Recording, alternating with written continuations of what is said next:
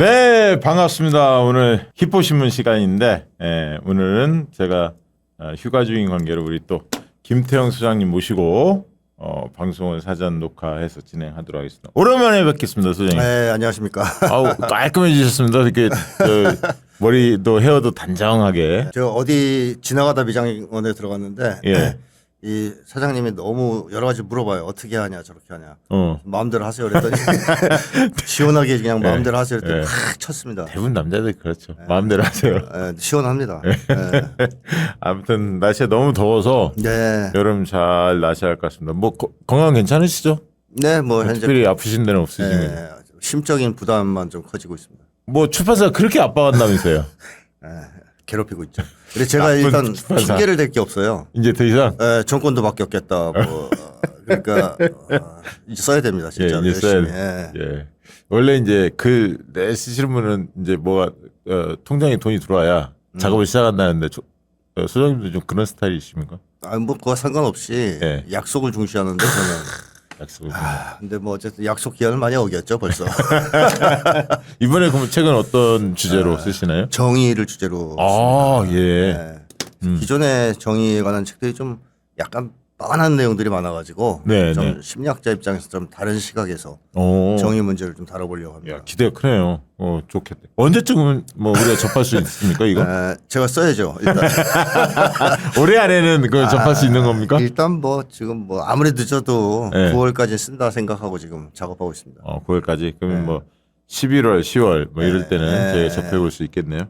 자, 이재명 대통령 이제 취임하시고 네. 거의 이제 2달 가까이 이제 돼 가는 것 같습니다. 네. 야, 국무회의 생중계도 우리가 뭐 물론 이제 편집 보이긴 합니다만 네. 받고 굉장히 장관하기 쉽지 않겠다는 생각도 드는데 그렇습니다. 왜냐하면 이제 국민들이 다 평가할 거 아닙니까? 그렇죠. 야, 저 장관은 뭐 좀 바보냐. 실력이 별론데 뭐 이런 네. 얘기 나올 것 같고. 그렇죠. 야, 깜짝 놀랐는데 전반적으로 어떻게 보셨습니까? 이재명 대통령의 모습 또 이재명 정부의 모습. 뭐 예상대로라고 볼 수 있겠는데요. 제가 예전에 그런 얘기를 한 적이 있습니다. 이재명 대통령의 지지율은 당선을 해도 높아질 것이다. 그런 얘기를 한 적이 있는데 지금 그대로 되고 있죠. 네네. 60%가 넘어가고 있습니다. 네, 그렇습니다. 지지율이. 예.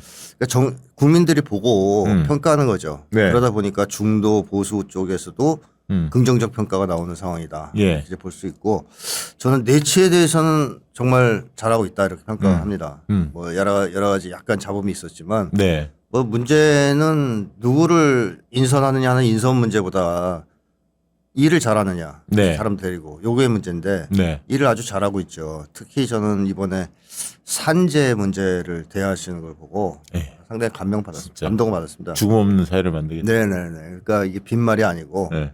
그 전까지의 그때 대통령들도 뭐 산재 문제 터지면 한 마디씩은 하고. 그 사후에 그런 형태고 네. SPC 이런데 직접 찾아오고 이런 거 없었잖아요. 그렇죠. 깜짝 놀랐어요. 예. 그러니까 뭐 언급하고선 지나가면 또 터지고 이게 관성처럼 돼 있었는데 이번엔 직접 뭐 그 회사 입장에서 보면 기습 공격을 당한 거 아닙니까? 그렇죠. 대통령이 직접 와서 네. 다 불러내서 회의를 하고. 왜냐하면 네. 국민들이 볼 때 답답했던 게 SPC에서 계속 매년 그렇게 그렇죠. 죽어 나갔잖아요. 근데도 네. 개선이 안 되니까. 맞습니다.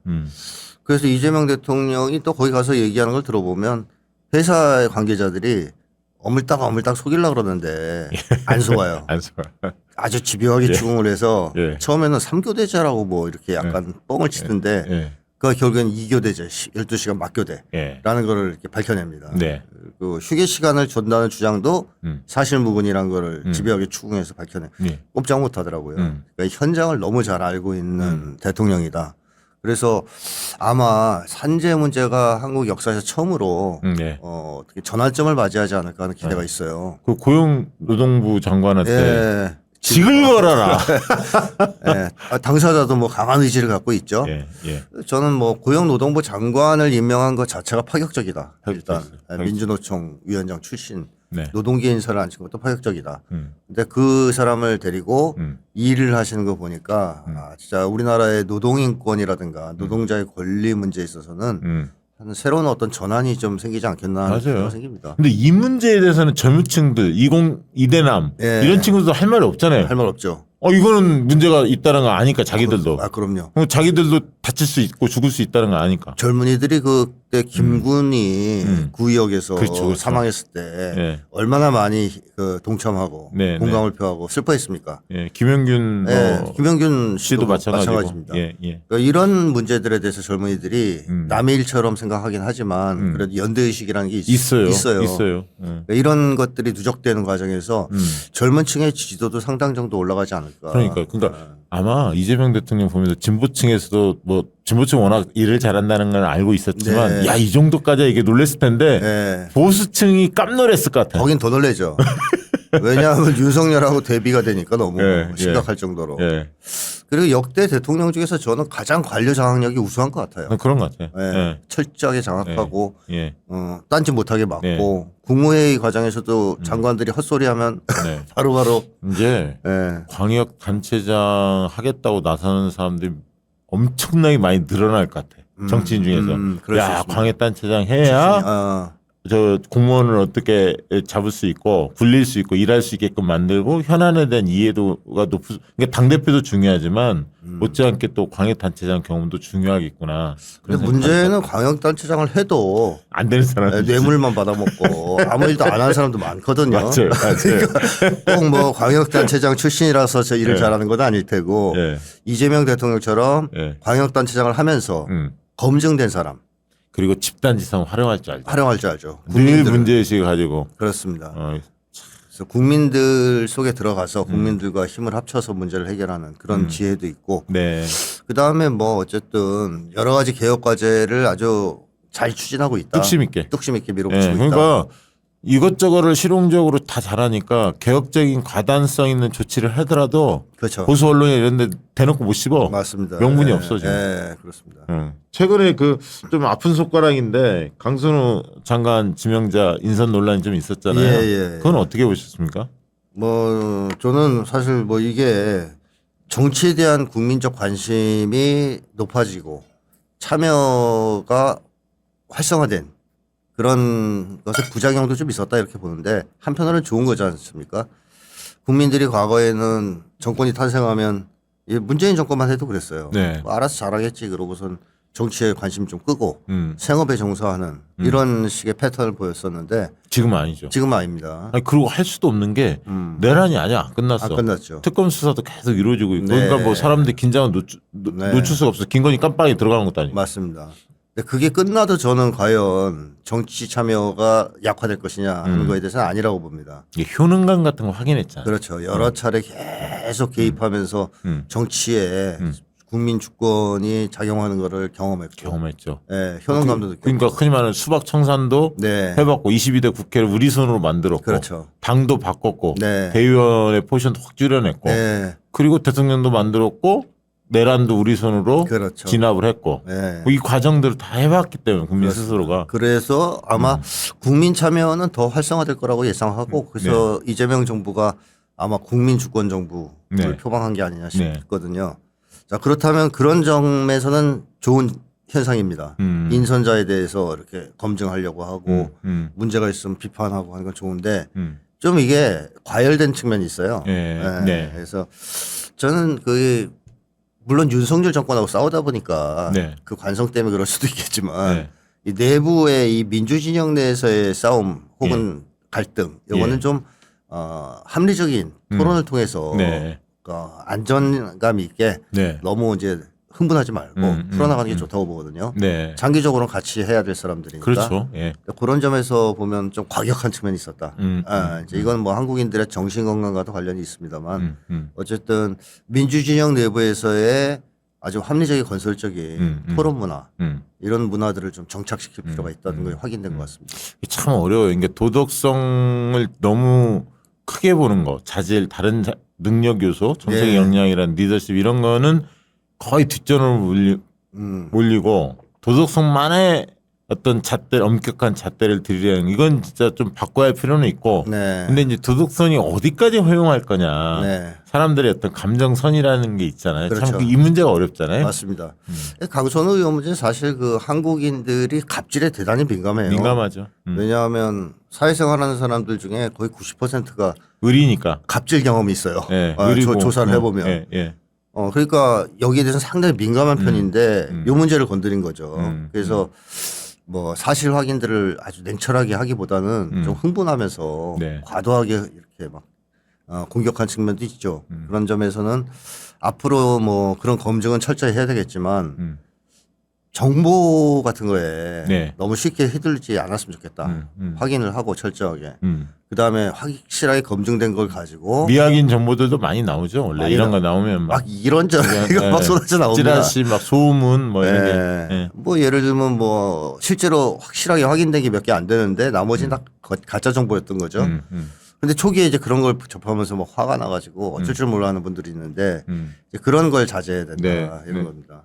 전당대회가 이제 뭐 저희가 이제 이 네. 방송은 수요일 날 녹화하는데 네. 이번 주 이제 토요일 날 새로운 당대표가 나옵니다. 어쨌든 과정 속에서 뭐 어떤 전당대회든 지지자 간의 갈등 당연히 따르죠. 선거니까. 네.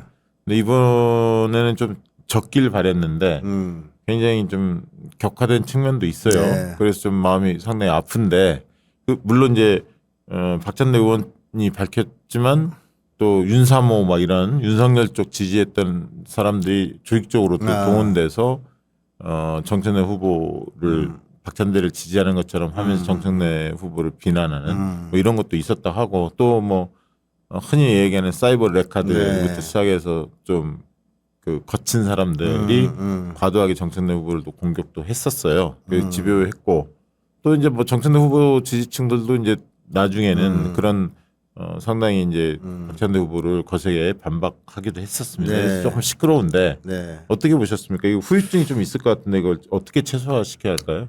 뭐 장기적으로 저는 이재명 정부가 개혁에 꼭 성공해야 되는 이유 중에 하나가 네. 한국 사람들의 분노가 너무 강해요. 마음속에 화가 많습니다. 다들. 네. 이게 윤석열 정권이 있을 때는 그쪽으로 갔거든요, 주로. 네. 하도 나쁜 짓을 많이 하니까. 근데 이게 끝나고 나면 이 분노가 자기하고 의견이 다른 상대방이나 뭐 아니면 자기하고 입장이 다른 사람한테 이렇게 쏟아져 나갈 수가 있습니다. 획으로 나갈 수 있다는 것이죠. 이런 문제가 해결되려면 뭐 장기적으로는 한국인들이 마음이 좀 편안해져야 된다라는 걸 전제를 해야 되는데 어쨌든 이번에 이 전당대회가 이렇게 치러진 다음에 결국에는 앞으로 어떻게 통합할 것이냐가 더 중요한 문제일 거라고 생각합니다. 네. 하나는 개혁이 전당대회 끝나고 나서 네. 더 속도감 있게 진행이 된다. 추진이 된다. 내란 종식이나 이런 게. 그러면 잘 정리되지 않겠느냐. 그렇죠. 왜냐하면 그건 누구나 어떤 지지자든 다 좋아하는 그렇습니다. 이슈고 예. 바라는 이슈니까. 진정되겠죠. 예, 그러면서 예. 또 단합을 할 겁니다. 그렇죠. 공통의 적이 누군지를 확인할 그렇죠. 거고. 내란 세력 청산을 먼저 해야 되니까. 네, 네. 또 개혁도 해야 되죠. 그러니까 민주당이 향후 어떤 입장을 가지고 하느냐, 활동하느냐가 이제 좌우할 것이다. 이 분열을 더 심화시킬 것인지 아니면 잘 덮고 통합을 이룰 것인지가 좌우될 것이라고 보는데 네. 만약에 개혁이 좀 지지부진할 경우에 이제 문제는 당대표를 전홍을 뽑았더니 그렇지, 그렇지. 개혁이 안 되지 않냐. 아. 봐라, 수박 맞지 않냐. 이런 식의 논란이 또 불거질 그러겠네요. 거예요. 그러겠네요. 예, 그래서 저는 민주당 전당대가 끝나는 즉시 강한 개혁 드라이브를 당에서 좀 걸어야 된다. 네네. 그러니까 중요하네요. 이재명 정부가 거는 거하고 또 달라요. 다르죠. 민주당이 거는 거는. 그래서 민주당은 더 좀 과감하게 할 수 있습니다. 그렇죠. 이런 모습을 보여준다면 당원들의 통합은 물론이고 이재명 정부에게도 큰 힘을 실어줄 수 있을 것이다라고 봅니다. 그럼 보통 그거 있었잖아요. 소장님 그 문재인 정부 초기 네. 때도 뭐 흔히 말하는 친문해서 네. 그 뭐 찐문 막 이렇게까지 뭐 나오면서 네. 뭐 예를 들면 인이 하고 싶은 대로 마음대로 해 네. 막 이런 흐름이 있었잖아요. 예. 또 이재명 정부 들어서니까 약간 그런 흐름도 약간 있어요. 흔히 말하는 찐명, 네. 친명을 넘어 찐명 누가 더 진하냐면서 내가 그런 거다 하면서 뭐 이제 막 그렇게 자처하는 분들이 일부 있잖아요. 네. 조금 극렬한 모습을 띠는 분들. 근데 이게 이제 순기능을 발휘할 땐 괜찮은데 네. 또 내부 싸움이 들어오면 이게 문제가 갈라치기 모습을 또 많이 네. 띠거든요. 되게 속성이잖아요. 이게 그렇습니다. 어느 정권이나. 예, 예. 이분들의 어떻게 이분들이 이제 흔히 말하는 하나 되는 흐름으로 갈 거냐 아니면 또 돌출 행동을 할 거냐 이 부분에 대한 관리도 여전히 중요할 것 같아요. 네, 어떻게 네. 보십니까 그런 거는?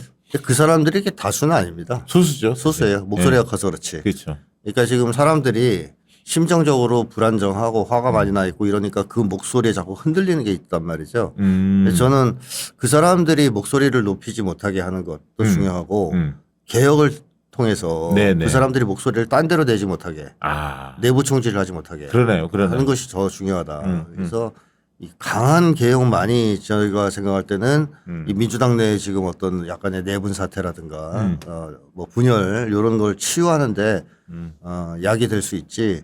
다른 방식으로 뭐 달래고 뭐 이제 뭐 우리 이제 잘해보자 여태까지 싸웠는데 화해 제스처를 취하고 이런 거는 거의 효과가 없을 거라고 이번에 생각합니다. 근데 네. 두 분 누가 돼도 개혁 과제가 지상 명령이라는 걸 너무나 잘 알고 있고 네. 그 환경 자체가 그렇게 됐잖아요. 뭐 내란 그렇죠. 뭐 그다음에 윤석열 3년의 폭정을 밝혀내야 할 게 한두 가지가 아니잖아요. 맞습니다. 망가진 데가 한두 군데 네, 아니니까. 네. 그러니까 거의 올해 연말까지는 쉼 없이 개혁 일변도로 달려야 할 것 같아요. 민생 개혁도 마찬가지지만 특히 내란 종식. 내란 종식, 네. 검찰 개혁, 뭐 사법 개혁, 언론 네, 개혁, 맞습니다. 뭐 그다음에 관료들 개혁해야 할 네. 것도 있고 그렇잖아요. 사실 우리가 관심을 집중해야 될 것은 그런 개혁 과제들 아니겠습니까? 그렇습니다. 그쪽으로 당이 앞에서 끌어줘야 진격해 나갈 때 예.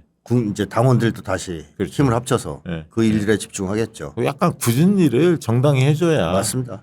정부는 네. 조금 약간 유연성을 발휘할 때 또 네. 유연성을 가끔 발휘할 수밖에 없잖아요. 네, 네, 네. 정당은 좀 지지자 중심으로 판단하고 그렇죠. 지지자가 원하는 걸 과감히 해내고 그래야지 않겠습니까? 맞습니다. 자, 이렇게 매치 지금 국내 상황을 한번 쭉 짚어봤는데 네, 네. 그래도 국내 상황을 짚어보면 좀 마음이 좀 편한데 편합니다. 지도자 확고히 서 있으니까 네. 그 당원들이 또 집단지성이라는 게 여전히 살아 있으니까 네, 네. 기대가 되는데 이 미국과의 관계를 보면 참 답답합니다. 일단 트럼프가 우리가 이제 소장님도 트럼프가 당선될 거라고 예상을 네. 했었잖아요. 네, 네. 그러면서 이제 마가를 네. 들고 나왔단 말이에요. 미국 제일주의를. 그렇습니다. 근데 이 트럼프 일방 통행 시 이 마가 전략이 전 세계 어떻게 작동하고 있다고 보십니까? 통하고 있습니까? 뭐 어쨌든 지금 현재 이재명 정부의 최대 리스크는 트럼프예요. 미국입니다. 네. 국내 문제가 아니라. 네. 근데 트럼프가 마가 전략을 내세운 배경은 결국 미국 패권 추락입니다. 미국의 패권이 추락하다 보니까 미국 내 지도층 내지는 지배 세력 내에서 이견이 생긴 거죠. 원래 고전적인 지배층은 네오콘이라고 이제 제가 네. 통칭하겠습니다. 예. 이 네오콘 세력은 야, 이 우리 패권 추락 받아들일 수 없다. 전쟁을 통해서라도 이 패권 추락을 막겠다. 이렇게 입장을 세운 쪽이 전통적인 네오콘 세력이죠. 그렇죠. 그래서 뭐 우크라이나에서 전쟁을 일으키고 중동에서도 그러고 네. 또 한반도 전쟁 위기도 고조시키고 트럼프는 반대입니다. 그거 하다 우리가 망한 거다. 전쟁하다가. 그러니까 이제 남의 전쟁 같은 거 손 떼고 군사비 너무 많이 나간다 이거죠? 그렇죠. 그리고 우리가 그럴 힘도 없지 않냐 이제. 예, 그리고 그 군사비 많이 나가는데 돈은 다 니네만 벌지 않냐. 네오콘만. 나한테 오는 건 없어. 그러네. 트럼프 입장은 그거거든요. 그래, 그래서 이제 전쟁 끝내고 국내 문제에 집중하자. 여기 이제 하나 이제 마가 국제적으로 고립주의죠. 네. 예, 고립주의를 추구한 겁니다. 트럼프가 이거를 해내기 위해서 예. 네오콘을 거세게 공격했거든요. 네, 초반에 딱 임기 그랬어. 초반에. 예. 예를 들면 뭐 USAID 국제개발처를 해체시켜 버린다든가 예. VOA도 해체시켜 버리고 CIA 직원들 물갈이 싹 해버리고 네오콘을 거의 숙청하다시피 했어요. 아주 차였습니다. 우리 옛날 하나의 척결하는 거 척결하는 거 비슷하게 어. 아주 뭐 처음에 살벌하게 네오콘들을 몰아냈거든요. 근데 이제 네오콘들이 네. 건국 이후 지금까지 미국을 지배한 사실상 주류 세력입니다. 그렇죠. 돈도 많잖아요. 네, 만만하지 않아요. 네. 절대로. 그러니까 트럼프가 처음에는 기세를 올렸으나 이제 반격이 시작됩니다. 네오콘 쪽에. 트럼프를 흔들기 위해서. 네. 그러다 보니까 트럼프가 초기에 그 어떤 목표, 네. 우크라이나전을 빨리 종결시키겠다. 막 이런 목표에서 밀려요. 그러니까 우크라이나전을 종결시키는 건 간단합니다. 우크라이나에 대한 지원을 끊으면 되거든요. 그렇죠. 그럼 그 순간 스톱이에요. 예. 우크라이나는 독자적으로 전쟁할 능력이 없습니다. 그런데 못 끊어요. 이 네오콘 압력 때문에. 압력 때문에. 그래서 그리고 러시아도 바로 뭐 말을 푸틴도 들을 것 같이 느낌이 왔었는데 둘이 친하니까 트럼프하고. 트럼프는 과감한 양보를 할 의향이 있었죠. 근데 그때마다 네오콘들이 젤렌스키를 동원해서 러시아를 공격한다든가 테러를 한다든가 자꾸 전쟁이 이어지도록 만드는 겁니다. 무기를 계속 지원한다든가. 네. 이러면서 푸틴도 야 트럼프 너 힘 없네. 뭐 전쟁 종결시킨다고 하더니 계속 우크라이나 뒤에서 네오콘들이 그렇게 장난치는 거 못 막고 그럼 우리가 왜 스톱하냐 이런 입장에서 지금 난항을 겪고 있는 거고 중동 문제도 처음엔 트럼프가 거의 전쟁을 없애는 쪽으로 네. 끌고 갔는데 네오콘 세력들과 네타냐후가 트럼프한테 막 이제 싸바싸바해서 단시간 내에 이란을 정벌할 수 있다. 그러니까 공격을 허락하라. 이래서 이제 트럼프가 귀가 였잖아요. 들어보니까 이 작전 계획이 꽤 그럴싸한 거예요. 초기엔 성과를 많이 봤죠. 네, 네. 그래가지고 오케이 했어요. 네. 그래서 이제 전쟁이 시작된 건데 이스라엘 이란 전쟁이 시작되다 보니까 이란의 반격이 만만치 않았어요. 만만치 않았어요. 아이언돔 뚫리고 막 그랬잖아요. 그렇습니다. 그래서 이스라엘이 받은 타격이 상당해요. 많이 죽었더라고. 네, 이스라엘 맞습니다. 국민들이. 네. 그리고 중요 시설들이 거의 상당 정도 파괴됐고 자 이러다 보니까 트럼프가 정신이 좀 돌아왔죠. 이거 계속해서 될 문제가 아닌데.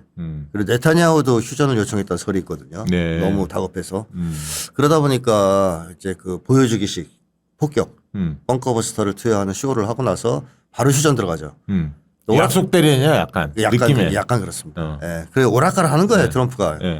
전쟁을 아예 그냥 올스톱 시키는 게 원래 입장인데 네오콘한테 밀려서 그렇게 못하고 일정 정도 끌려다니다가 이건 아니다 싶으면 종결하고 뭐 이런 패턴이 반복되고 있습니다. 네. 예멘과의 전쟁도 똑같았어요. 그러니까 네오콘 쪽이 계속 공격을 요구하자 30일간 폭격해라. 그 기간 안에 결론 나지 않으면 그때 내가 정리하겠다. 30일간 폭격을 했어요 예멘을. 그런데 항복을 안 하고 오히려 항모가 타격을 받기 시작하니까 트럼프가 받지 해봐야 소용없지 스톱 휴전해버리죠. 이런 식의 패턴이 지금 반복되고 있는 것이다. 그래서 고립주의를 하긴 하는데 완벽하게 하지 못한다는 겁니다. 왔다 갔다 하면서 어렵게 네. 하지만 뭐 전쟁의 확대는 어느 정도는 막는 쪽이죠. 그다음에 트럼프에게 또 하나 이제 큰 숙제는 국내 문제겠죠. 경제가 너무 안 좋습니다. 미국 경제가. 그거를 다 왜 저기 제3국에 다른 나라에 다 떠넘기려고 하잖아요. 그렇죠. 힘으로 누르려고 관세 문제. 맞습니다. 국가 부채 문제, 피곤해요. 경제적 저성장 이런 문제가 이제 심각한데 그 근원이 뭐냐면 사실 빈부격차 양극화였거든요. 그렇지, 양극화예요. 미국이 세계 최고의 그 빈부격차를 자랑하는 나라 아닙니까? 따라서 트럼프가 이 문제를 진짜로 해결하고 싶다면 자기 국내 문제를 손을 대야 돼요. 불평등 문제를. 예를 들면 부자들한테 과세 확 하고 그걸로 사회보장제도를 확장하고 그래야 되는데 그럴 의향은 없어요 트럼프는. 그러니까 그 저임금 구조로 계속 가져가니까 결국 이민자들을 받아들일 수밖에 없고 그들이 계속 들어와서 그렇죠. 그랬던 그러니까 거죠. 백인 노동자들은 일자리 위협받고 맞습니다. 개선이 안 되니까. 맞습니다. 그런 문제를 근본적으로 해결하려고 트럼프가 시도하는 것은 아니다. 그러면 해결 방법은 뭐냐? 남의 나라 삥 뜯겠다는 겁니다. 이게 이제 트럼프의 관세 그 협박 아니겠습니까? 근데 이게 일순간에 효과는 볼 수 있습니까? 세게 압박하면 뭐 단기에 미국에 좋아질 수는 있잖아요. 단기간에 돈은 조금 들어올 수 있죠. 조금. 근데 이게 부작용이 더하죠. 그러니까 이게 버틸 수 있을까? 물가 문제도 그렇고 미국에. 일단 첫째로 인플레이션 당연히 예상되죠. 왜냐하면 미국의 생필품이나 이런 가격이 뛸 거 아닙니까? 맞습니다. 그래서 뭐 신문 기사 보면 한국 화장품 사재기가 막 벌어지고 또 중국산 생필품들 사재기가 벌어지고 그게 왜냐하면 관세가 맞으면 이게 올라갈 거니까. 가격이 오르니까. 그러니까 인플레이션 같은 거 당연히 예상해야 되고요. 그거보다 더 큰 문제는 미국에 대한 불신과 반감입니다. 그러니까 이제 브릭스라든가 막 이런 데 있잖아요. 그렇죠. 이런 힘이 세질 거 아닙니까? 그렇죠. 우리끼리 뭉치자 막 이런 게. 그러니까 지금 트럼프가 삥 뜯는 나라들을 보면 미국한테 맞서는 나라들한테 삥 뜯는 게 아니에요. 동맹국들. 우호국들. 옛날식으로 하면 진짜 미국 동맹들. 예를 들면 러시아, 중국만 해도 관세 폭탄 때렸다가 맞불 관세 놓고 히토류 수출 제한하고 하니까 바로 꼬리 내렸지 않습니까? 그리고 브라질 이런 데도 맞서니까 쩔쩔매요. 캐나다도 그렇습니다. 근데 어디를 만만하게 보고 지원했느냐? 옛날 동맹들. 미국 말 잘 듣는 나라들. 일본, 한국, EU. 이런 데는 트럼프가 쉽게 봉으로 보는 거예요. 니네들은 뭐 어차피 우리 그 쉽게 부하 국가들, 꼬봉들 아니냐. 이제 군사력 때문에 자기가 미국이 그래도 네. 우산 역할을 해주는 나라들 아니냐. 니네는. 맞습니다. 그거잖아요. 그렇죠. 그리고 야 우리한테 너희들 이득을 좀 봤잖아 그동안 우리 미국 덕에. 그러니까 이제 뱉어. 뭐 이러면서 동맹들을 지금 털고 있는데요.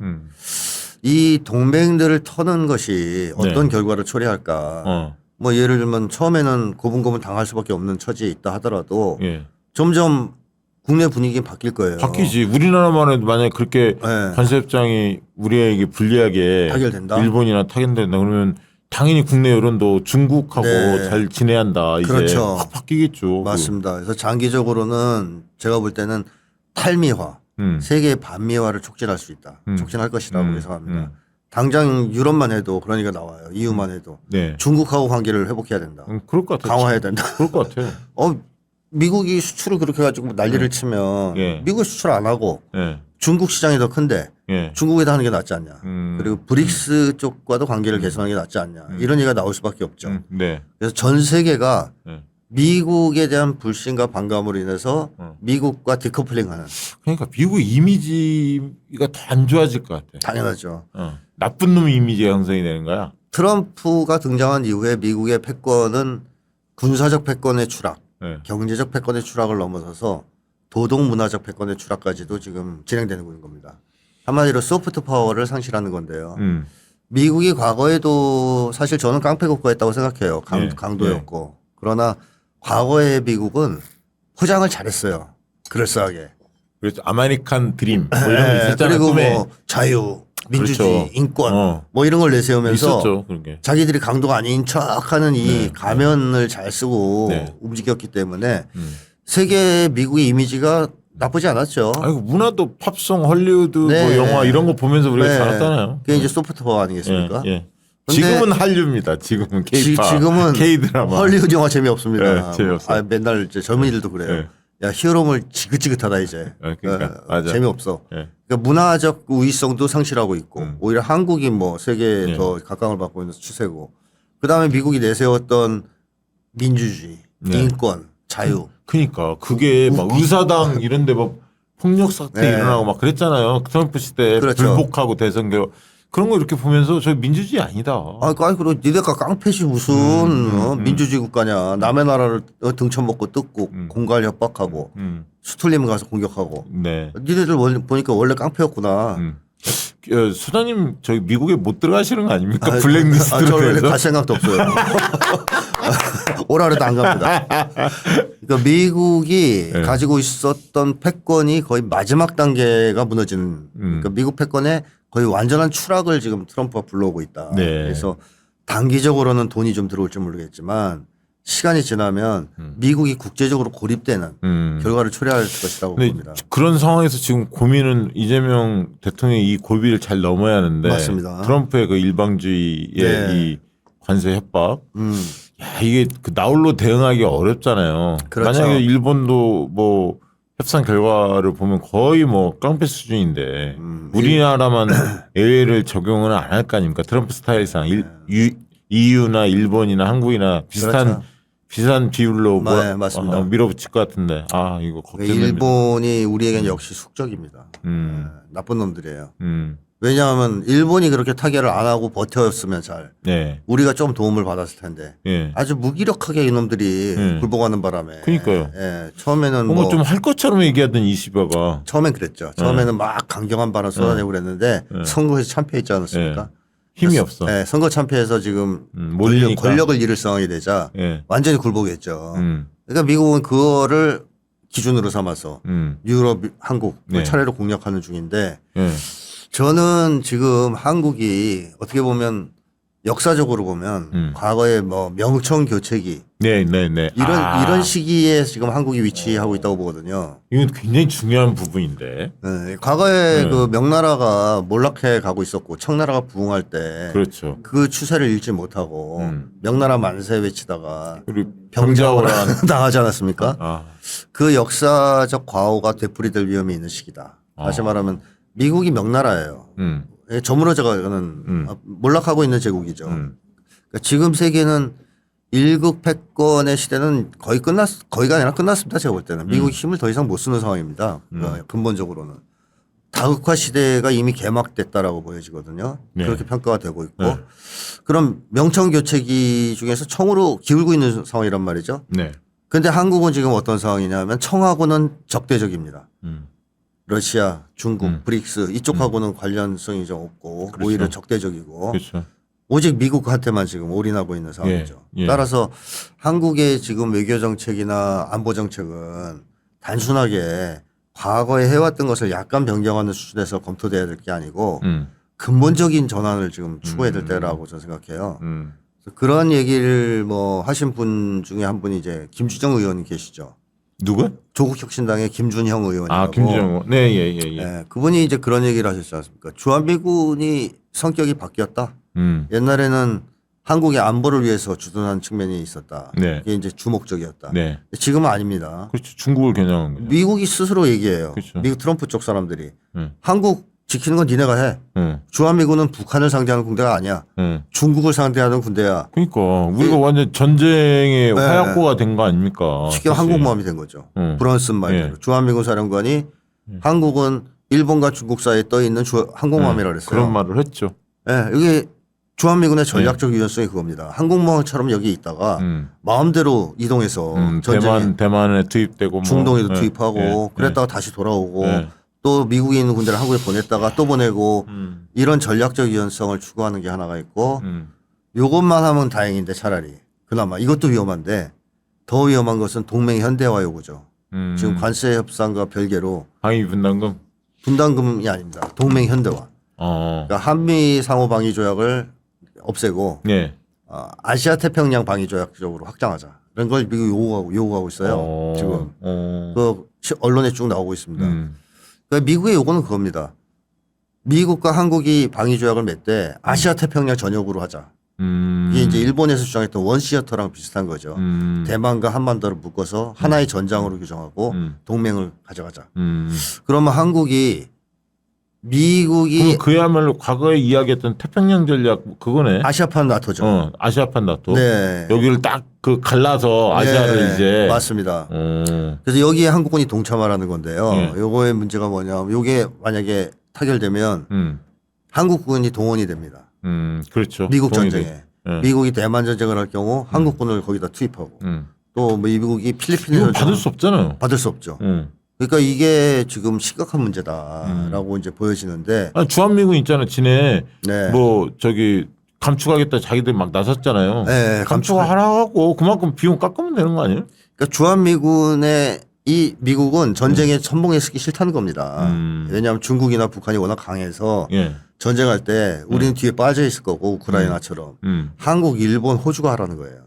그게 이제 아시아 태평양 동맹, 즉 동맹 현대화거든요. 그러니까 여기에 한국군 쉽게 돌격대로 쓰겠다는 건데 그래서 김준영 의원이 하는 얘기 그거죠. 이제 미군은 우리의 안보에 도움이 되는 군대가 아니고 오히려 안보 리스크라는 겁니다. 그러니까 주한미군 때문에 우리가 국제 분쟁에 끌려 들어갈 위험이 매우 커지고 있다.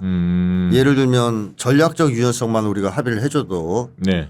대만 전쟁이 발발하면 중국은 1차적으로 평택과 군산을 치게 돼 있습니다. 워낙 가까운 군사기지 아니에요, 미국에. 그렇죠. 그렇죠. 게다가 지금 미국이 군산에다가 미국 해군 기지를 만들겠다고 지금 요구하고 있대요. 아 군산에. 네, 지금 언론 보도에 안 의하면. 되는데. 네, 이제 물론 이제 명목은 수리 기지창 뭐 이런 거지만 예. 사실상 해군 기지죠. 그럼 군산에 미국 해군 기지가 들어서고 평택이 중국을 겨냥하고 있고 이런.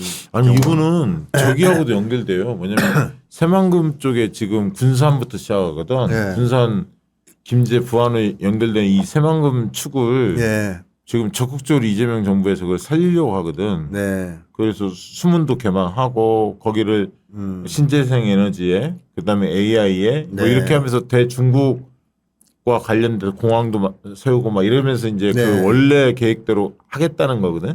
근데 군산에 미군 해군기지 뭐 이렇게 하면 중국 애들 오겠냐고. 안 오죠.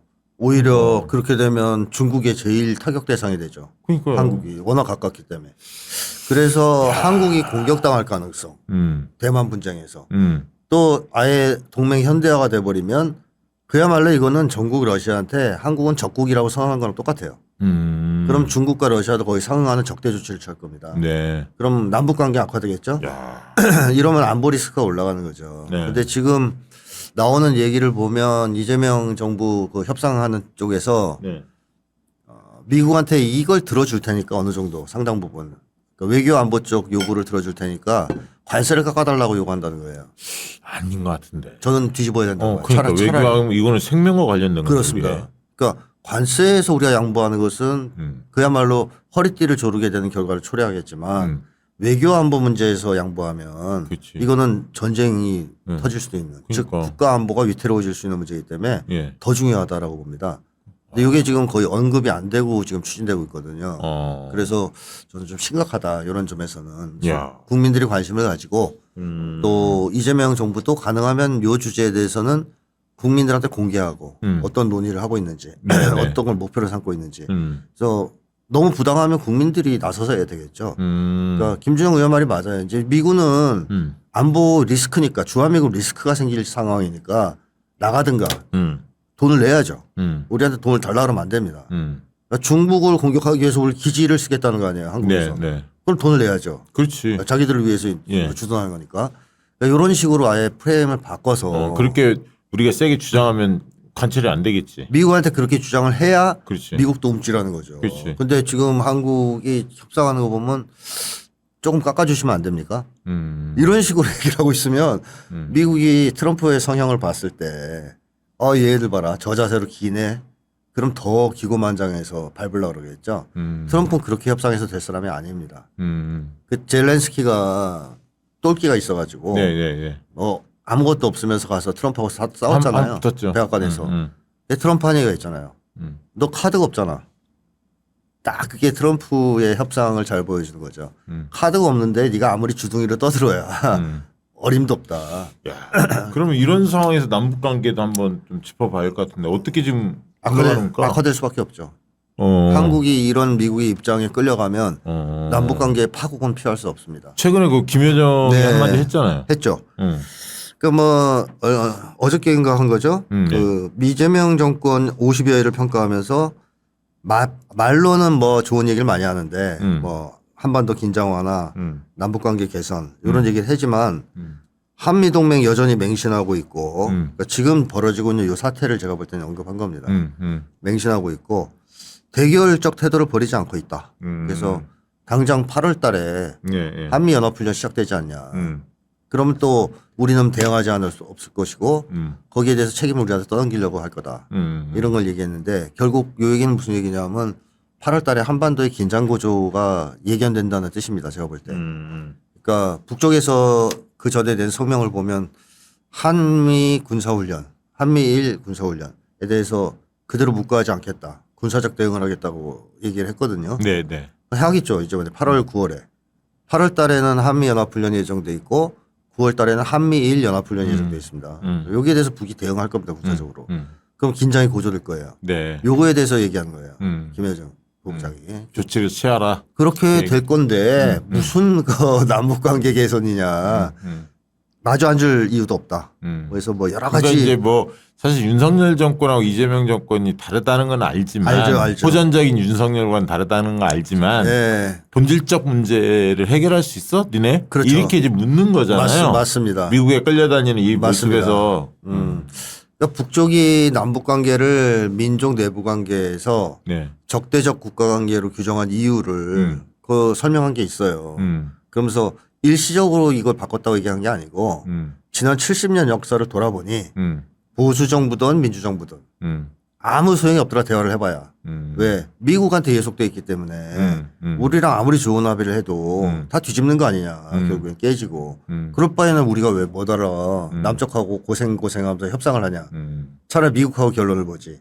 이게 북의 노선 전환이거든요. 그러면서 이제 러시아하고 관계 강화하고. 네, 맞습니다. 독자 노선을 걷기 시작한 거죠. 남쪽은 배제하고. 그러면서 미국하고 협상 타결하면 어차피 너 따라올 거 아니냐. 예속돼 있으니까. 그 여기서 어떻게 선택할까요? 이재명 정부에서. 저는 이재명 정부가 어떻게 선택하냐보다 어떻게 선택해야 되냐가 중요한데 제가 제일 아쉽게 생각하는 것은 제가 이재명 정부가 탄생한 직후부터 언론에 기고도 하고 유튜브 방송 같은 데서 얘기하고 제일 시급한 과제 중에 하나가 내란 청산과 더불어서 남북관계 개선이다. 특단의 조치를 취해야 된다. 그러면서 뭐 대화 교류 뭐 민간인 접촉 허용 이런 거 다 소용없다. 지금 남북 관계에는 맞지 않는다. 네. 국가보안법 철폐 혹은 한미 군사훈련 중단 정도의 조치가 있어야 남북 대화가 시작될 수 있다. 근데 한미 연합훈련 중단은 미국과의 협의가 필요하죠. 따라서 우리가 먼저 할 수 있는 건 국가보안법 폐지밖에 없다 그랬거든요. 네. 그걸 하면 북은 대화에 응할 수도 있어요. 그 이유는 김정은 위원장이 최고인민회의에서 한국이 북을 적대시하는 근거로 든 게 두 가지가 있습니다. 국가보안법하고 예. 헌법의 영토 조항입니다. 아, 영토조항 한반도까지. 다 가지고 있거든요. 그래서 헌법은 나중에 개정해야죠. 당장 못 하지 않습니까? 네, 근데 네. 국가보안법은 할 수 있거든요. 의지만 있으면. 이걸 하면 북쪽에서 지목한 두 개 중에 하나를 제거하는 거 아니에요. 그러면 우리는 적대를 철회했다라고 얘기할 수 있고 대화가 시작될 수 있습니다. 그래서 만약에 남북 대화가 그렇게 해서 시작됐다면 트럼프가 참 한국에 하는 식의 압박을 못 해요. 왜냐하면 지금 트럼프는 북미 대화에 거의 목을 메고 있거든요. 네. 그러니까 북미 대화를 하려고 하는데 한국은 벌써 대화를 시작했어요. 사이가 좋아. 네. 그러면 트럼프 입장에서는 야 관세고 뭐고 간에 나 소개팅 좀 시켜주면 안 되겠냐? 김정은 위원장 만나야 되는데 이렇게 나올 수밖에 없잖아요. 네. 한국에 강력한 카드가 하나 쥐어지는 거거든요. 그리고 북과의 관계 개선은 곧 중국, 러시아, 브릭스 진영과의 관계 개선으로 이어질 수 있어요. 이건 트럼프한테는 치명적이죠. 그렇죠. 그렇죠. 그러면 미국이 지금처럼 못합니다. 근데 이런 카드를 준비하지 않은 상태에서 협상을 맞이해야 되다 보니까 한국이 카드가 마땅히 없는 거죠. 그렇다고 과감하게 전환할 수도 없고. 그래서 저는 정동영 장관의 이 임명은 대단히 이제 좋게 보는데 과감하게 할 것 같기는 한데. 그리고 말씀도 아주 훌륭하신 얘기를 많이 하죠. 예, 주적 관련된 네. 얘기도 북한은 뭐 주적이 아니라 위협 대상이다 맞습니다. 이런 거죠. 그래서 정동영 장관이 좀 과감하게 이 문제를 제기해서 제가 얘기했던 선제적인 조치, 국가법 철폐, 혹은 뭐 한미연합훈련 중단 이런 것들을 시도하면서 북과의 관계를 터나가면 그것도 있잖아요. 한미연합 훈련을 뭐 중단을 못한다 하더라도 그 시뮬레이션 게임 정도로 네. 축소를 한다든가 최소한의 뭔가 그렇죠. 조치를 좀 취하는 모습. 근데 그때 뭐 과거에도 한미연합훈련을 시뮬레이션화한 적은 있는데 있어요. 근데 북쪽에서는 그건 인정을 안 해줍니다. 어쨌든 모여서 같이 작당하고 있다 그래가지고 뭐 규모와 강도보다는 참 어려운 문제네요. 했다는 것 자체를 중시하니까. 근데 이것도 궁금해요. 지난번 보면 무인기 우리가 계속 보냈고 네네. 북이 그걸 다 알았잖아요. 그렇죠. 근데 그때 막 도로 같은 경우 남북도로 이렇게 뚫려 있는 거 다 폭파시키고 막 이러면서 네. 방어 진지를 막 구축하는 느낌이었잖아요. 북이. 네. 그거는 윤석열 쪽에서 전쟁을 일으키려고 한다. 네. 라고 판단한 거 아닐까요? 맞습니다. 북이? 아니 전쟁에 대비하는 거죠. 근데 그 당시에 북쪽이 뭐 윤석열이 눈에 보이는 사람 아니에요, 뻔히. 북도 정보가 있을 거 아닙니까? 중국이나 러시아 통해서 듣는 뭐 도감청도 있을 거고 다양하게. 당연히 그렇죠. 그리고 한국 언론도 모니터가 하고 있으니까. 뭐 당연히 정보가 있겠죠. 윤석열이가 계엄 선포하고 네. 그 계엄을 위해서 전쟁을 도발하려고 한다. 이 정보를 알고 있었겠죠. 알았던 것 같아. 지금 징후로 보면. 네, 당연히 저는 알았다고 봅니다. 그러면 거의 호응해줄 이유는 없어요. 네. 그래서 아마 삐라를 보냈을 때에도 과거의 대응과 달랐어요. 과거에는 삐라에다가 사격하고 그랬습니다. 북쪽에서. 네, 기억나실 겁니다. 예, 예. 그리고 민가에도 떨어졌었죠. 예, 그랬죠. 근데 사격 안 해줘 이번에는. 오물풍선만 보내요.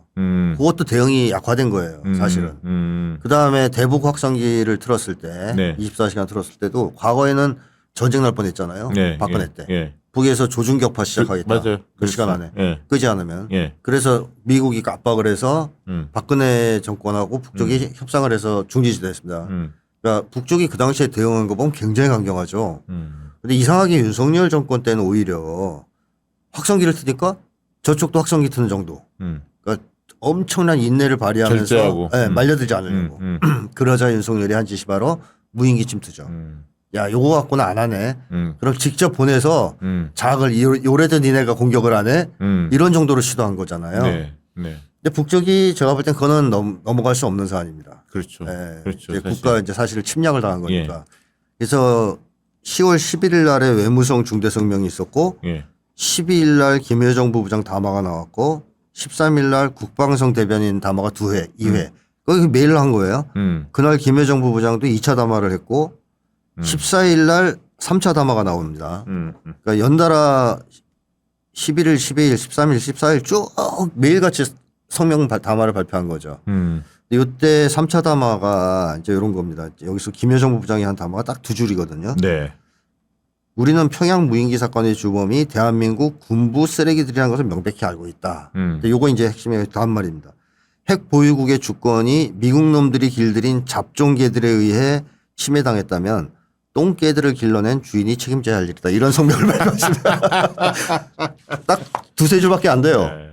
자, 근데 여기서 핵심은 두 번째 단어에 있죠. 자, 미국이다. 니네가 키워낸 개들이잖아. 윤석열 정권은. 그러니까 똥개들을 길러낸 주인이 책임져라. 이 얘기는 무인기 사건이 지금 상황에서 종결되지 않고 계속 무인기를 보낸다면 미국을 공격하겠다는 뜻을 밝힌 그 거죠. 얘기는 결국 미국이 그걸 제동을 걸다가 내통을 했거나 아니면 알고도 묵인을 했거나 그렇지요. 그렇게 했다는 거 아니냐 이렇게 그렇죠. 보는 거죠 북한은. 맞습니다. 너희 알고 묵인했지. 아니라고 한다면 왜 중지를 시키지 않아. 그러니까 그 얘기야. 그 얘기죠. 그래서 우리는 책임을 너희한테 물을 거야. 다시 말하면 전쟁이 시작되면 국지전으로 안 끝난다는 얘기입니다. 주한미군 아니 기지를 그 대목에 그럼 한번 여쭤볼게요. 수장님 그럼 그 당시에 계엄 일으킬 때 네. 미국에 막 연락도 안 받고 막 전화도 안 받고 늦게 받고 막 그 일이 있었잖아요. 실무선에서는. 네. 미국이 감청하고 막 이렇게 하면 대략 눈치 다 채고 있지 않았을까요? 대략이 아니라 알고 있었죠. 음. 저는 그 윤석열 정권의 계엄을 미국과 같이 계획을 세웠다고 저는 생각하고 있어요. 제 추론이지만. 미국의 그런 허락 없이 윤석열이 그걸 시도할 인물이 못 돼요. 미국이 백업을 해준 겁니다. 그 당시 미국의 목적은 뭐였느냐. 윤석열이 계엄을 성공시키고 우크라이나에 전격적으로 파병 같은 걸 하는 거를 예상했을 거라고 봅니다. 네. 우크라이나 병력이 너무 부족해서. 근데 제동이 걸립니다. 북쪽에서 이거는 국지전으로 끝내지 않겠다라는 얘기를 하잖아요. 미국을 직접 공격하겠다는 얘기를 하셨습니다. 그럼 미국 입장에서는 전면전은 하기 싫은데 한반도에서 전면전이 발생하면 아 북이 그걸 감지했기 때문에. 그렇죠. 그러니까 미국 입장에서는 당장 중지시켜야 된다고 보고 이 성명이 나온 다음 날 유엔사가 무인기 사건 조사에 들어가요. 아 맞아 그 기억나요. 기억나시죠? 이 얘기는 결국 미군이 제동을 건 거예요. 무인기 사건에 대해서 보내지 마. 그러니까 윤석열이가 그 다음부터 이제 미국 몰래 하려고. 네, 하는구나. 이거 미국이 이거 제동 걸면 내 개헌 프로그램에 이게 차질이 생기는데 우리 만화님한테 맞을 텐데 집에 가면. 그러니까 윤석열이가 미국 허락 없이 시도한 거예요. 아 그래서 이제 막 그때 좀 빡이 났구나. 이게 난 거죠. 그러니까 미국은 화나죠. 화가 났구나. 이거 이 자식들이 무슨 허락도 없이 네, 사후 허락을 받으려 했을 겁니다. 윤석열은. 그런 추론이 타당성이 있어 보이네요. 네. 근데 이제 트럼프 입장에서는 또 그 당시에 네. 트럼프 입장에서는 자기 라인을 총동원해서 막으려고 그랬겠죠. 네. 한반도 전쟁은 절대 안 된다. 왜냐하면 자기가 당선될 건데 네. 불사지르고 떠나려고 바이든 너? 바이든한테도 압박을 가했을 수 있어요. 그러니까 미국 입장에서는 윤석열의 그런 행동을 제지할 수밖에 없었고 윤석열은 거기에 위기감을 느끼고 무리하게 전쟁이 터지지 않은 상황에서 계엄을 선포한 겁니다. 저는 이제 그렇게 보는데 어쨌든 그때 다행히 전쟁이 터지지 않아서 우리가 이렇게 지금 살아있는 거죠. 살아있는데 문제는 앞으로 이제 긴장이 고조될 게 거의 확실히 예견된다는 거 아닙니까? 그러니까 남북 관계 안 풀릴 겁니다. 지금 상황이면. 북미회담은 어떻게 보세요? 북미회담도 같은 날 김여정 부부장이 담화를 2개를 발표했죠. 네. 하나가 한국 정부 대상, 하나가 미국 대상입니다. 네. 근데 여기서 그 얘기 간단히 얘기하면 이거야. 꿈 깨고 정신 차려. 대화하고 싶어? 그러면 현실을 인정해. 이렇게 요약할 수 있습니다. 그러니까 이제 핵무장, 핵 보유국에 대한 인정을 하고 비핵화 꺼내지도 말고 다른 얘기에 그렇습니다. 이 얘기죠. 그렇습니다. 그러니까 너희들 옛날하고 달라 지금 2017, 18년이 아니고 2025년이잖냐. 우리는 이미 불가역적인 핵 보유국이 됐고 핵무력도 증강됐고 너희는 지금 망해가고 있잖아. 네. 이 현실을 부정하고 무슨 협상을 하겠다 그러냐. 현실을 인정하고 네. 핵보유국 인정하면서 대북적대를 철회해라 행동으로. 대화하고 싶으면 그렇게 해라. 이게 마지막 기회라고 볼 수 있는데 트럼프가 이제 반응이 어떻게 나오냐가 중요하죠. 네. 트럼프는 북미회담에 대한 강한 의지를 갖고 있기 때문에 그렇죠. 그냥 이거를 받을 수도 있고요. 네. 이 담화를 받아서 네. 좋아. 그러면 너희가 원하는 선에서 시작해보자 할 수도 있고. 근데 트럼프가 그렇게 하기엔 부담이 되는 게 네오콘들입니다. 네오콘들은 지금 주한미군 전략적 유연화 그다음에 한미동맹 현대화를 통해서 아시아에서의 군사동맹을 강화하고 대북 대중 압박을 하려고 심지어는 대만 전쟁까지 불사할 생각까지 있다는 얘기가 나온단 말이죠. 그러니까 이런 네오콘 세력들이 트럼프가 북미 회담을 하는 걸 달가워하지 않을 겁니다. 네. 따라서 트럼프가 그걸 뚫고 하기는 어려우니까 당장은 한미연합훈련이 시행되고 8월 달에 북쪽이 반응하면서 긴장이 급격히 고조될 수가 있어요. 그때 짠 그렇죠. 하고 그때 카드를 트럼프가 내겠구나. 전쟁할 거냐? 전쟁은 안 되잖아. 내가 해결할게. 이렇게 하면서 트럼프가 임의로 그걸 좀 방치할 가능성도 있다. 당분간은. 당분간은. 원산이 요즘에 뭐 그 저기 뭐야 네. 휴양지로서 각광받던데. 사진 한번 보셨습니까? 봤어요. 깜짝 놀랐어요. 엄청 좋지 않습니까? 깜짝 놀랐어요. 원산 갈마지구가요. 네. 원래 트럼프가 찍은 데거든요. 그러니까. 트럼프가 트럼프 타워 세우겠다고 딱 찍어서 얘기한데 원산이에요. 그만큼 거기가 해안이 좋죠. 그런데 원산 갈마지구가 들어서는 바람에 트럼프 타워가 들어설 곳이 없습니다. 그래서 트럼프가 그 이후에 한 말이 있어요. 북한에는 콘도를 세울 만한 해안가가 원산 말고도 있다. 많다. 이렇게 자기 아픈 마음을 달랬는데 트럼프 입장에서는 사실 빨리 하고 싶죠. 북미 관계 빨리 해결하고 싶죠. 결국 그 얘기는 트럼프와 네오콘 간의 이 흔히 말하는 권력 싸움이 아직 끝나지 않았고 아직 끝나지 않았습니다. 거기서 누가 이기느냐에 따라서 한반도의 네, 미래도 많이 달라진다. 네, 그렇지만 전반적으로 미국이 몰락하고 있다는 건 분명한 사실이기 때문에 네. 뭐 아프가니스탄에서 쫓겨나고 네. 그다음에 이란하고도 사실상 못 이긴 거 아닙니까? 그렇죠. 이길 수 있었으면 이란을 안 쳤겠습니까? 그런 정도로 힘이 약하고 우크라이나 전도 사실상 끝났고 전쟁이 러시아의 승리로 이런 흐름이 계속되고 있고 미국이 국제적으로 고립되는 추세가 지속되고 있기 때문에 한국이 지금은 한미 관계를 전면적으로 좀 재조정할 각오를 가지고 외교 안보 노선을 좀 확립해야 될 때가 아니냐. 참 어려운 숙제입니다. 네. 자, 광고 하나 듣고 윤석열, 김건희 심리와 관련해서 좀 이야기 나눠보도록 하겠습니다. 첫 번째 광고 위프 생활 탈취제입니다. 수장님 저거 뚜껑 한번 열어보세요. 이거. 네. 이게 뚜껑 딱 열면 냄새 죽여줍니다. 딱 열고 그 비닐 커버 그냥 해도 냄새 나는데 비닐 커버 약간 벗겨주세요. 벗겨주시면 냄새 딱 나죠. 네. 끝내줍니다. 이게 요즘에 이제 찜통더위가 지속되고 있는데 냄새가 막 이곳저곳에서 독해지거든요. 더워지면. 네. 그래서 아무리 환기해도 아무리 돌려도 해결되지 않는 악취 같은 게 있습니다. 이럴 때 이프 항균 탈취제가 딱입니다.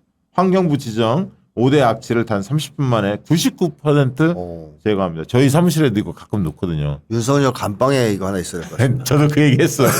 걔 방금 뽕뽕 끼잖아. 악취가 뭐 그냥 만만한 교도소 직원들을 위해서 이거 그렇죠. 줘야 돼. 습기 가득한 부엌 곰팡이 냄새. 그렇죠. 에어컨에서 퍼지는 곰팡내. 하수구의 역한 냄새. 화장실 암모니아 냄새. 새집 증후군. 배달 음식 냄새. 반려동물 냄새. 담배 냄새. 호레비 냄새까지 찝찝한 여름 냄새가 신경 쓰이는 곳에 위프를 툭 놓기만 하십시오. 뚜껑을 여는 순간 주변 악취 분자를 집중적으로 흡착합니다. 위프는 자연 유래 소나무 에센스 오일을 사용해서 유해 물질 전혀 없이 코끝에서 코끝까지 상쾌하게 코끝까지 상쾌하고 안전하게 우리 가족 아이 그리고 반려동물 어르신까지 누구나 안심하고 사용할 수 있는 천연 성분으로 담아냈습니다. 구매자분이 실제 올려준 후기가 있는데요. 지인 추천으로 바로 구매했는데 탈취 효과가 정말 좋다고 집에 꿉꿉한 냄새가 싹 사라졌다는 말씀 주셨고요. 위프를 방에 두니 냄새도 잘 잡아주고 집안이 상쾌해져서 기분도 아주 좋습니다. 이런 후기가 있고요. 박시영TV 구독자분들을 위한 특별 혜택이 있습니다.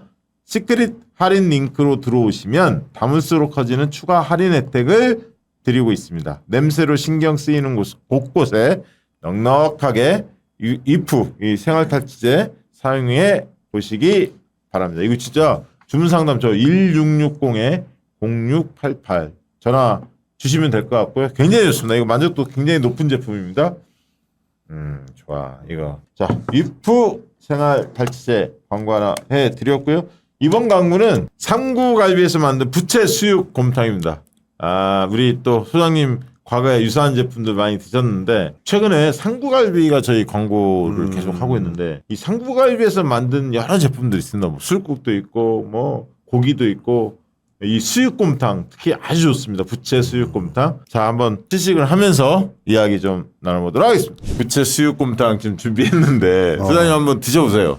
이게 이제 밥까지 저희가 준비해서 말아서 한번 쭉 드시기 바랍니다. 국물 어떠세요? 진하고 좋습니다. 진하죠? 네. 삼구 갈비에서 진한 사골 육수에 부드럽고 쫄깃한 부채살을 굉장히 푸짐하게 담았고요. 진한 사골 육수와 고기를 함께 넣어서 보글보글 끓이신 이후에 고기 한 점 드시면 푹 삶은 부드럽고 쫄깃한 부채살 수육을 맛보실 수가 있습니다. 그리고 저희처럼 지금 밥 한 공기 말아서 한 술 푹 떠주시면 고기 듬뿍 곰탕으로도 드실 수 있는 제품이 바로 부채 수육 곰탕입니다.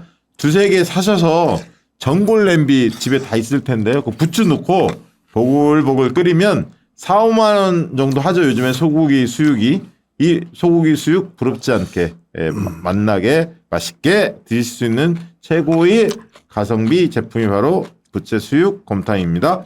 함께 드리는 저희가 참 소스가 있거든요. 그거에 청양고추 송송 쓸어서 고기를 찍어 드시면 수육이 전문점처럼 맛있어집니다. 따뜻한 한 끼 식사로도 아주 좋고 여럿이 즐길 수 있는 고급 안주로도 훌륭한 부채 수육 곰탕을 가성비 넘치는 가격 한 팩에 6,900원에 구매해 보시기 바랍니다. 이거 6,900원이야. 엄청 지금 싸네. 한 팩에 지금 나눠서 준비한 거예요. 그래요? 굉장히 가성비 좋습니다. 그러네. 하단에 저희가 준비한 더보기 링크가 있거든요. 그거 클릭하시거나 아니면 네이버에서 삼구갈비 검색하시기 바랍니다. 한 팩에 6,900원. 지금 둘이 한 팩 가지고 지금 나눠 먹는 겁니다.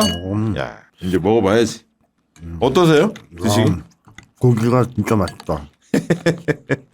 역시 저는 육지 고기가 좋은 것 같습니다. 저도 먹어보겠습니다.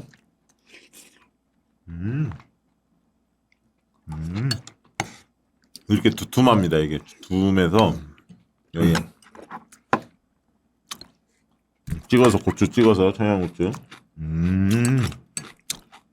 여름에는 이렇게 따뜻한 음식을 좀 먹어야 돼. 너무 찬 음식만 먹으면 안 돼. 저는 에어컨을 안 키면 못 먹거든요. 에어컨 킬 땐 이런 게 좋겠습니다. 이거 담백하니 좋네요. 네.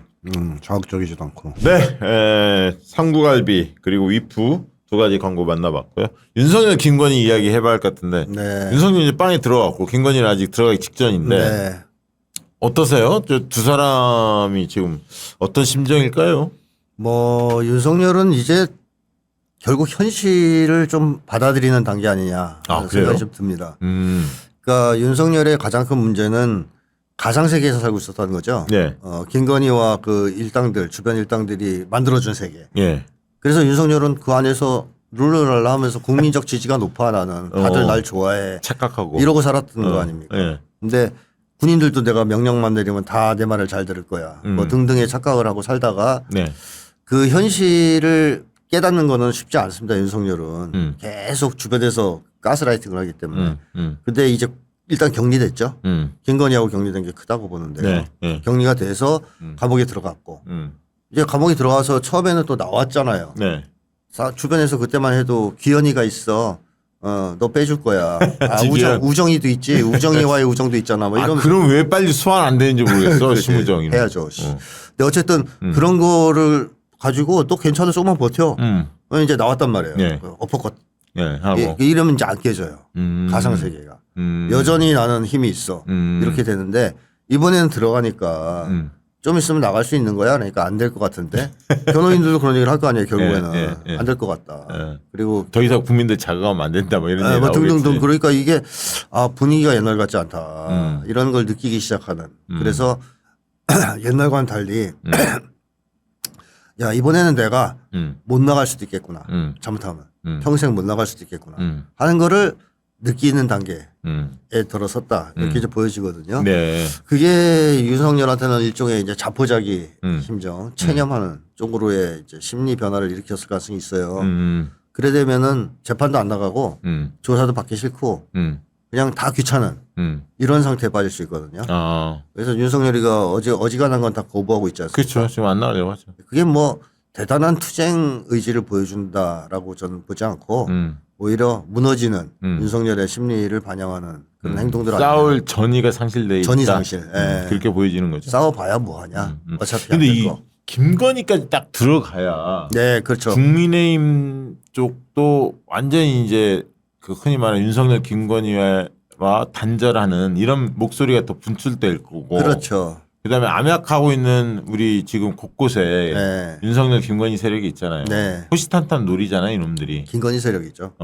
이거를 정리를 해야 돼. 맞습니다. 네. 뭐 그거 내란 세력 입장에서는 네. 윤석열만 잡힌 거지 내란의 수계는 아직 괜찮은 거잖아요. 그렇죠. 김건희는 아직 안 잡혔죠. 김건희 대통령 실질적인 대통령이 네. 지금 밖에 있으니까 네. 덜 지금 타격을 받은 상태고 윤석열도 그거에 희망을 걸고 있을 수가 있어요. 김건희가 밖에 있다는 거에. 네. 그리고 또 최근에 윤석열한테 이제 안 좋은 그 마약류가 투여됐지 않습니까? 네, 예. 그 모스탄 뽕이라고. 모스타포. 그 모스탄이 그 제가 볼 때는 사기꾼인데 네. 이 모스탄을 통해서 바람을 많이 넣었을 수 있어요. 지금 트럼프가 널 구명해 주려고 노력하고 있고. 야, 그런 걸 믿는 애들 보면 신기하더라고. 아, 왜냐하면 안 믿으면 자기가 너무 처참하잖아요. 그러니까 그거 막 그럴 거 아니야. 지금 전국 곳곳에 네. 부정선거 중국 공산당 관련된 거리 현수막이 대한민국 전국 곳곳에 도배했다 막 사진 찍어갖고 누가 막 보내주고 막 이럴 거 아니야. 그러겠죠. 조금만 가까 버티십시오. 조금만 버티십시오 막 이럴 거 아니야. 곧 모스탄이 옵니다. 그러니까 모스탄이 왔어요. 그러니까 윤석열이 너무 좋아가지고 막 이제 지푸라기라도 잡아야 되는 상황이니까 그랬는데 접견도 안 돼. 그다음에 이제 나갔잖아요. 그러니까 윤석열이 이 뽕이 이게 제대로 진짜가 아닌가 배. 뭐 이런 이제 생각을 가질 수 있을 거 아닙니까. 그래서 윤석열은 지금 점점점 희망을 잃어가면서 무기력해지고 투항하기 일보 직전의 상황이 있다. 이렇게 이제 보여지고. 네. 뭐 아마 김건희까지 구속되면 거의 이제 무너지지 않겠냐. 역사는 어떻게 기록할까요, 윤석열을? 뭐 안준뱅이 주술사에게 노란한 눈먼 무사 그 명태균 표현처럼 기록하지 않을까. 김건희는 어떻게 묘사할까요? 역사가 훗날 한국 최대의 악녀 뭐 이렇게 이제 묘사를 가질 수 있죠. 나라를 한국판 축천무 막 이렇게 나오네. 축천무하고 비교하면 축천무 화내죠. 김건희는 축천무하고 비교할 수 있는 사람이 아닙니다. 축천무는 그래도 악당 중에는 상급 악당이죠. 김건희는 그야말로 범죄자잖아요. 그 범죄자가 윤석열 가스라이팅 해가지고 나쁜 짓 해먹다가 걸린 거 쫓겨난 거 아닙니까? 그치. 그러니까 국가를 집어삼킨 악녀 뭐 이런 정도. 과거 우리 역사에 별로 못 봤던 유형이에요. 이 정도 악녀는 없었잖아요. 그렇죠. 진짜로. 그 이유는 또 김건희만 가지고 얘기할 수는 없고요. 윤석열이라는 멍청이가 있어야 되는 겁니다. 그러니까 옛날에 악녀들이 아무리 그럴라 해도 왕들이 어느 정도는 이걸 막아내거나 저항하고 할 수 있을 텐데. 서울대 법대 출신에 또라이들이 꽤 있긴 하지만 이런 또라이는 좀 처음 봅니다. 윤석열이 진짜 또라이죠. 머리가 없어. 투명해. 맑아. 네. 뇌가 이렇게 약간 이제 없어져 버리는 술을 많이 먹어서. 그러니까 이거 심각하더라고. 근데 윤석열이를 처음에 김건희가 낙점했을 때는 그런 게 좋아서 낙점했을 수도 있어요. 아, 내가 배우 조정할 수 있다? 얘는 머리가 비어가지고 뇌가 비어 있으니까 그렇지. 내가 마음대로 집어넣을 수가 있어. 이것 때문에 했을 수가 있는데 이게 나중에 문제가 될 거라는 건 몰랐던 거죠. 김건희가 홀리는 재주는 있나 봐, 사람은. 아니, 그것도 사람 나름이죠. 멍청한. 아니 그러니까 김건희가 100% 아무나 다 홀릴 수 있다라고는 절대 얘기할 수 없습니다. 그치. 딱 이것도 상대가 있는 거죠. 있는 거지. 뭐 윤석열 같은 바보, 뭐 이런 사람들 홀리는 거지. 뭐 똑똑하고 괜찮은 사람 홀리면 홀려지겠습니까? 그렇죠. 지금 시점에서는 김건희가 윤석열 굉장히 원망하지 않을까요? 저는 그렇게 생각합니다. 저 바보 멍충이가 이것도 못해? 그렇죠.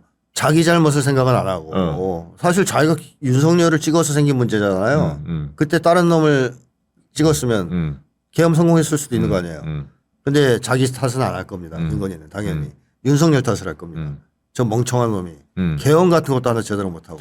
그러니까 김건희 머릿속에는 그 최재형 목사 만날 때도 통일 얘기를 많이 했잖아요. 네, 맞습니다. 머릿속에 다음 대통령 나고 전쟁에서. 내가 다 할 거야.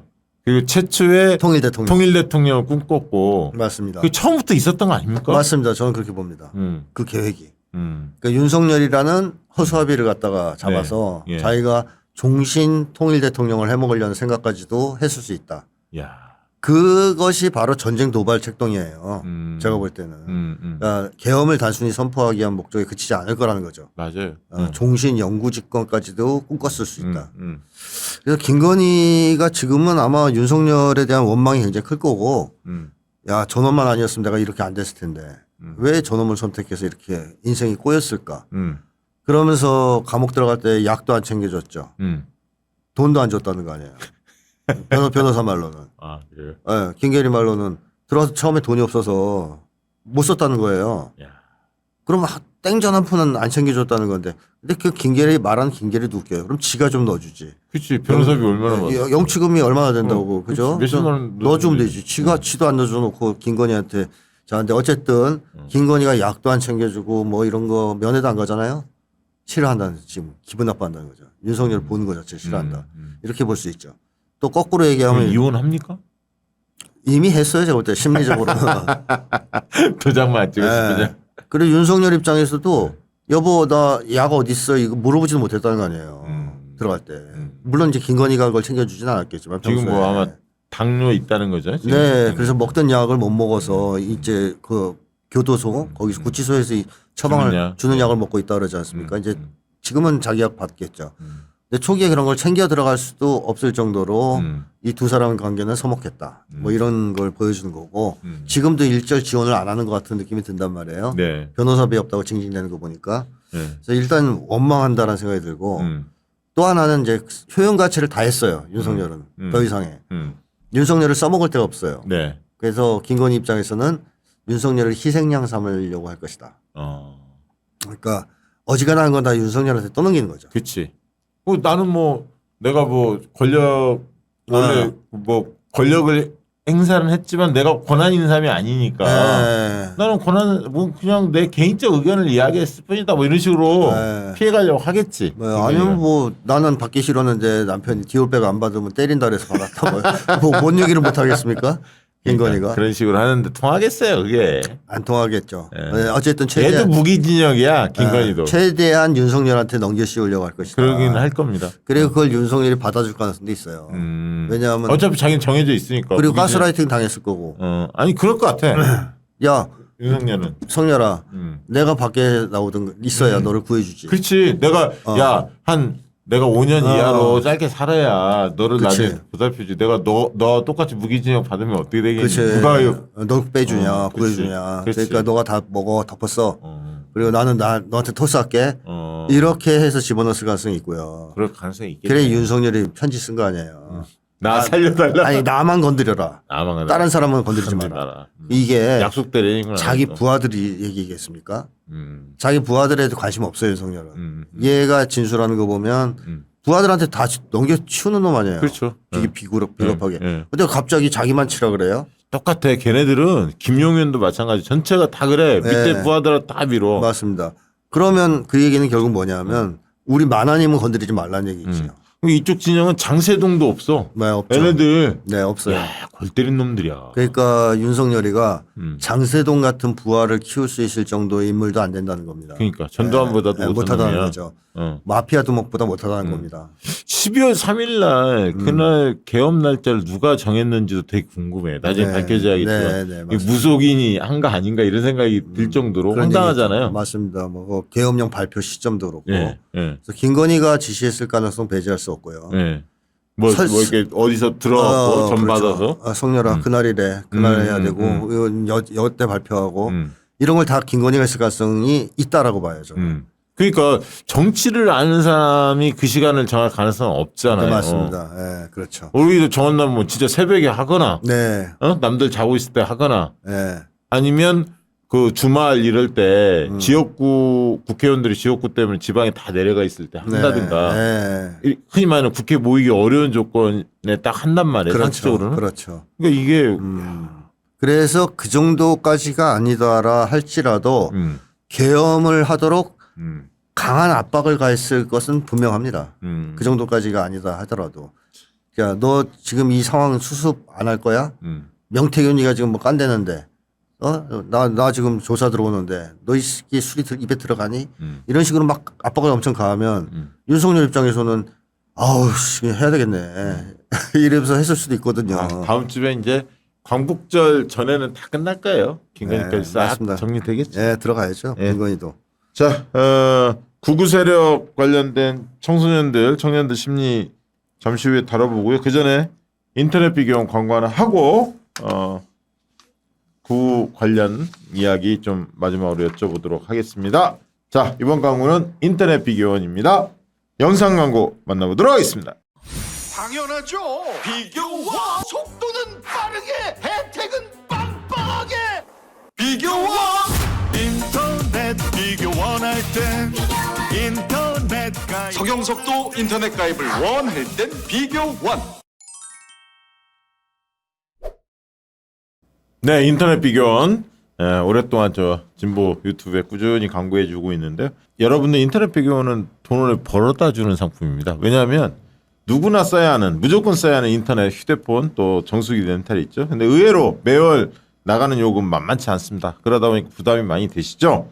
이런 부담 줄이기 위해서 인터넷 비교원에서 최대 128만 원까지 받을 수 있는 혜택 드리고 있습니다. 인터넷 TV 신규 가입 시에 최대 48만 원, 그리고 휴대폰 구입 시 최대 50만 원, 정수기 렌탈 시 최대 30만 원을 드리고 있고요. 인터넷 가입과 동시에 알뜰폰 또는 휴대폰 새로 장만 없이 현재 쓰고 있는 휴대폰 그대로 쓰면서도 통신사만 변경하면 최대 30만 원까지 혜택 돌려드리고 있습니다.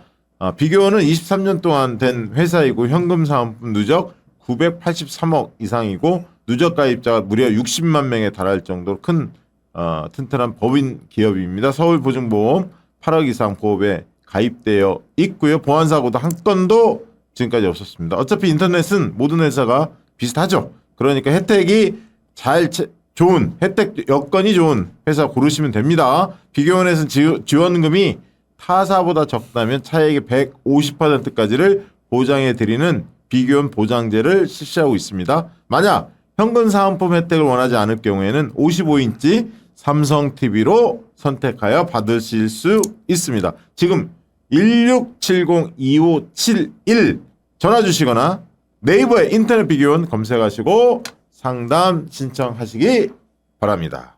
고맙습니다. 인터넷 비교까지 만나봤고요. 끝으로 그 얘기 좀 여쭤보고 싶은데요. 네. 구구 논리에 네. 심취한 그런 청소년들이 상당히 많아졌습니다. 지금 상황 어떻게 보고 계십니까? 저는 그 청년들의 다수를 극우라고 보는 건 잘못됐다고 봅니다. 다수는 아닐지라도 상당수는 그런 것 같아요. 극소수입니다. 제가 볼 때. 아, 극소수? 진짜 극우는. 진짜 극우는? 네. 그래서 완전 극우에 심취해서 뭐 서부지법 난동을 벌인다든가 네네네. 뭐 이런 청년들은 제가 볼 때 극소수예요. 뭐 5% 10% 정도 차지한다? 그것도 안 될 수도 있어요. 그러니까 민주당을 싫어하고 네. 윤석열을 찍었고 과거에 이번에 이준석을 찍었던 청년들은 네, 극우로 볼 수 있느냐? 전 극우로 볼 수는 없다고 봅니다. 그럼 뭘로 볼 수 있느냐? 개인주의적 합리주의 세대. 이렇게 개인주의적 합리주의 세대. 라고는 볼 수 있겠죠. 그러니까 이 세대의 가장 큰 특징은 고립적 생존 불안이 역사상 가장 심한 세대라는 거잖아요. 네, 네. 네, 여기서 생존 불안을 겪는다는 것은 뭐 다들 이제 금방 말만 들어도 아실 텐데 앞에 붙어 있는 고립적이라는 게 중요합니다. 이 세대는 아주 어렸을 때부터 개인주의 삶을 살아온 세대입니다. 개인주의적 삶. 그러니까 우리 세대만 해도 어렸을 때부터 성년이 될 때까지는 공동체 속에서 성장했거든요. 네. 뭐 놀이 공동체부터 시작해서 학교 공동체, 직장 공동체 뭐 이런 게 있었잖아요. 네네. 이 세대는 그런 게 없어요. 어려서부터 혼자 쭉 치열한 경쟁 속에서 성장해가지고 형제도 뭐 외동인 경우가 많았죠. 많죠. 네. 그러니까 사회 분위기가 완전히 신자유주화된 조건에서 성장한 세대입니다. 그래서 한국 역사상 가장 진정한 의미에서의 개인주의 세대라고도 할 수 있는데 네. 이 생존 불안을 고립된 개인이 느끼는 거하고 이 집단 단위가 느끼는 거하고는 다르거든요. 완전히. 그러니까 집단 단위가 생존 불안을 느낀다 그러면 서로 네. 야 힘들지, 야 이거 윤석열 때문 아니야? 우리 싸워야지 이렇게 되거잖아요. 네. 당연히 집단적으로 토의가 되고 집단적인 대응을 하기 쉽죠. 근데 하나로 다 분산돼 있다 그러면 네. 먹고 사는 게 너무 힘들고 취직이 안 되고 이러면 이거를 사회 문제로 인식을 잘 못해요. 그냥 개인 문제로 인식합니다. 그래서 어떻게 하면 내가 먹고 살 수 있을까? 네. 뭐 요것만 이제 고민하게 되는 거죠. 이러한 거에 압도된 세대가 오늘날의 젊은 세대다. 그러면 타인에 대한 생각도 굉장히 배타적이고 기성세대에 대한 불만도 그래서 네, 더 큰 거고. 이기적입니다. 기본적으로. 그러니까 나만 생각하는 거예요. 그게 못됐다기보다는 남을 생각할 여유가 없어요. 자기가 완전히 혼자서 이 험난한 세상에서 생존 문제를 해결해야 그러면 되는데. 좀 더 공격적으로 나오지 않을까요? 행동 패턴이? 그렇죠. 이제 미래는 안 보인단 말이에요. 근데 이 청년 특히 남성들이 이런 상황에서 페미니즘 문제를 접하면서 더 분노가 글로 가요. 커졌죠. 네, 이게 자극을 하면서. 예. 그러니까 자기들은 한마디로 한국 사회에서 정말 흙수저잖아요. 시대를 볼 때. 우리는 어려서부터 어렵게 자랐고 혼자서. 그다음에 뭐 여성 집에 착취해 본 적도 없고. 그러고 지금 현 시점에서도 미래가 전혀 안 보이는데 왜 우리 보고 뭐 기득권을 가졌네 뭐 이러냐. 그리고 그렇게 말하는 여성들은 오히려 군대도 안 갔다 오면서 우리 자리 뺏고 있지 않냐. 이런 식으로 대응하게 되는 거죠. 네. 그러면서 이 세대가 그 반페미니즘 또 이런 거로 쏠려가기 시작합니다. 네. 요걸 이용한 게 이준석이에요. 그렇죠. 이준석이 등장해서 막 페미니를 공격하자 이 젊은 청년들이 열광하는 거죠. 우리 목소리를 대변해주고 있고 우리의 아픔을 대변해주고 있다. 그래서 이준석한테 쏠려 들어갔어요. 네. 이게 윤석열 지지로 이어진 겁니다. 그러니까 윤석열을 좋아하는 청년들은 없어요. 근데 일부 아주 극소수. 극소수 있긴 하잖아요. 걔들은 이제 미친 거고요. 예, 정광훈 집회나 뭐 이런데. 걔들은 종교 집단이나 이런 데서 어릴 때부터 훈련만 세뇌 훈련을 받고 해서 완전히 마시간 집단이고 그렇지 않은 20대들 보면은 그렇지 않다. 근데 펜코나 이런 데 보면 조금 심해지더라고요.